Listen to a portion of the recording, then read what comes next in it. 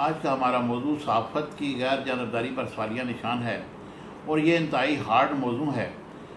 जिस तरीके से हमारे सहाफ़ी जिस डगर पर चल निकले हैं उससे ये अंदाज़ा लगाना मुश्किल नहीं है कि बहुत सारे लोग बहुत सारी सियासी जमातों के पैरोल पर हैं।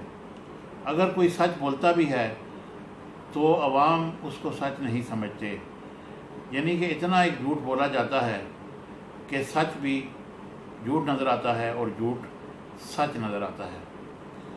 आजकल के हमारे एंकर पर्सन और सहाफ़ी, बहुत सारे एंकर पर्सन सहाफ़ी हैं और बहुत सारे सहाफ़ी एंकर पर्सन नहीं हैं। बेसिकली मसला ये है कि सहाफ़त की गैर जानबदारी पर सवालिया निशान लग चुका है और अवाम इस बात की रिसर्च करने लगे हैं कि कौन सा अखबार या कौन सा चैनल देखें जिसमें हमें सच नज़र आए। बेसिकली मैं ज़्यादा तो कुछ नहीं कहूँगा, लेकिन इतना ज़रूर अर्ज़ करूँगा कि आज से 35 साल कबल जब मैंने सहाफ़त का आगाज़ किया तो उस वक़्त हमारे ज़मीर ज़िंदा थे और हम लोग ये सोच भी नहीं सकते थे कि हमने कोई ख़बर पब्लिश करनी है या कहीं जाकर बोलना है तो उसमें कोई झूठ का अंसर बाकी हो। लेकिन आजकल ये आप ख़ुद देख लें, अंदाज़ा लगा लें, इलेक्ट्रॉनिक मीडिया का दौर है और बहुत सारे चैनल्स जानबदारी का मुजाहरा कर रहे हैं।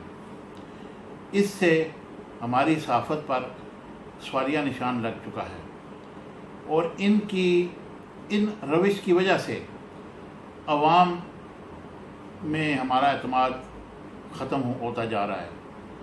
ज़रूरत इस अमर की है कि हमें अपनी सफ़ों से उन लोगों को निकालना होगा जो सहाफ़त पर कदगन लगा रहे हैं। मैं एक मिसाल आपको देता हूँ। मैं बहुत सारे ऐसे लोगों को जानता हूँ, जब वो किसी का इंटरव्यू करते हैं तो बाकायदा तौर पर सवालनामा तैयार करते हैं और वो सवालात के जवाबात भी जिसका उन्होंने इंटरव्यू करना होता है उसको बाकायदा बताते हैं कि आपने इस सवाल का ये जवाब देना है। ये कहाँ की सहाफ़त है? ये कहाँ का इंसाफ है? ये हमारा मुआशरा किस तरफ जा रहा है? और ये हमारे सहाफ़ी जो लोगों को रास्ता दिखाने वाले हैं, उन्हें चाहिए कि अपने रवैयों पर नज़र षानी करें और आवाम को वो सब कुछ बताएं जो हकीकत है।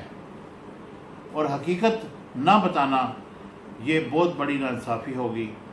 कल हमने भी अल्लाह के आगे जवाब देना है और जब वो उसकी पकड़ आएगी तो फिर उसमें ये नहीं होगा कि ये सहाफ़ी है और ये सियासतदान है या ये कोई और है। इसलिए ज़रूरी ये है कि हम अपने रवैयों पर नज़र षानी करें।